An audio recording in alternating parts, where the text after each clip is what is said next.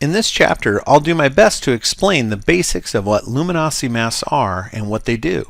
Initially, I had a hard time understanding and using luminosity masks, but eventually I realized that luminosity masks are simply another way of creating selections and masks to control image adjustments.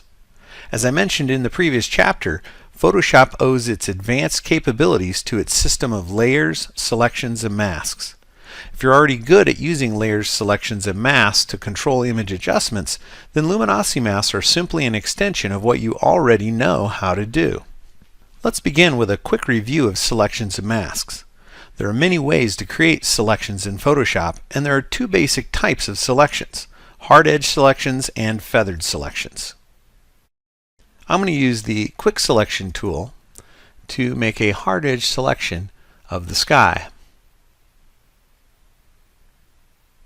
The selection lines, or marching ants, show the boundary of that selection. The entire sky is selected and the entire landscape is not selected. If I click the plus/minus view button on the TK Actions panel, I can view a red overlay of that selection. Inside the selected area, the red color shows that everything there is 100% selected, and outside the selection, everything is 0% selected. The selection lines are the actual boundary of that selection.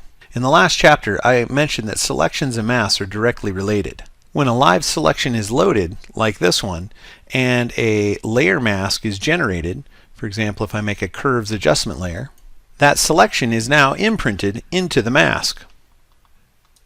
The mask is now white inside the selected area and black outside the selected area. White in a mask reveals an adjustment and black conceals. In this case, if I make a curves adjustment, the adjustment is restricted to the sky with a hard edge by the mask.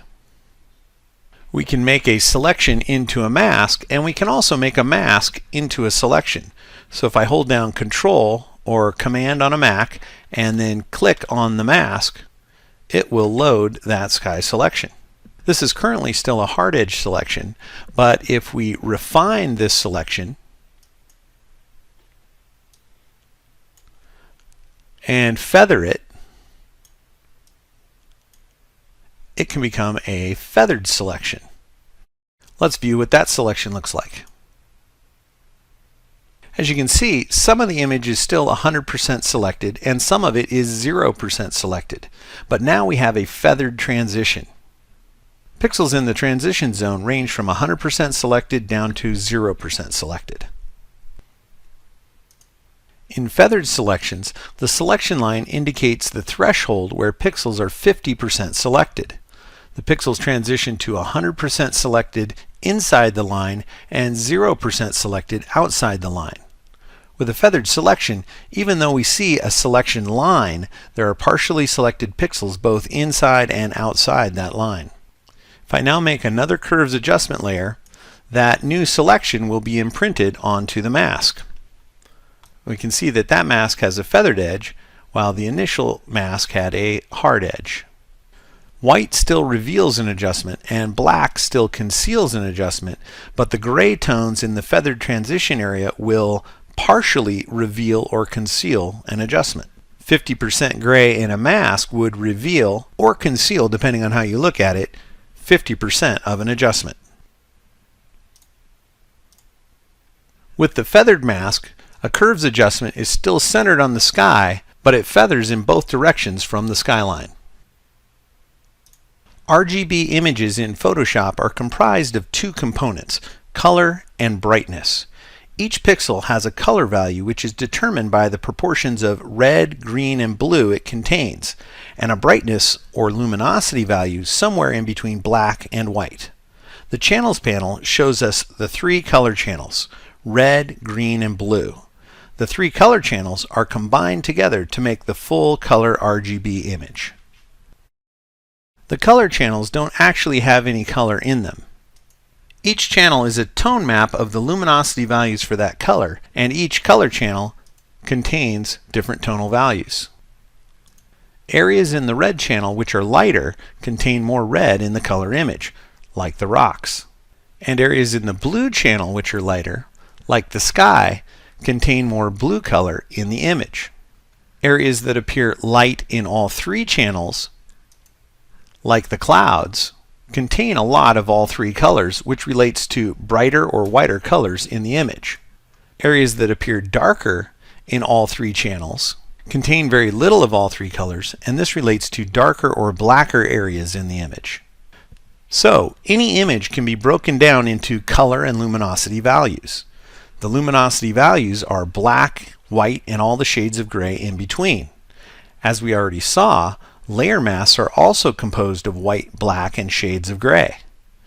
If we make a selection of the luminosity values in the image from one of the channels and then generate a mask, just like before, the selection will be imprinted into the mask, and that is how you get a luminosity mask. But luminosity masks are unlike other masks.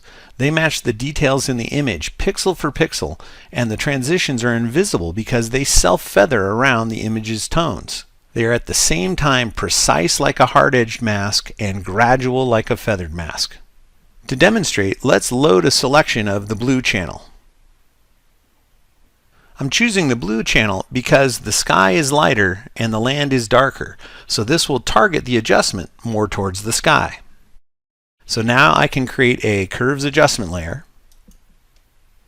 and that curves layer mask is imprinted with the luminosity selection.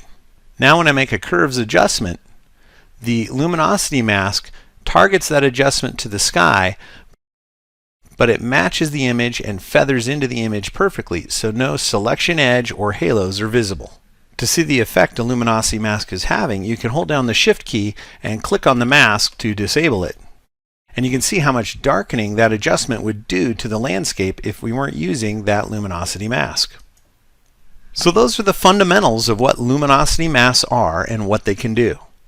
While luminosity selections and masks have limitless possibilities and can guide adjustments in ways no other method can, they aren't always the right tool for the job.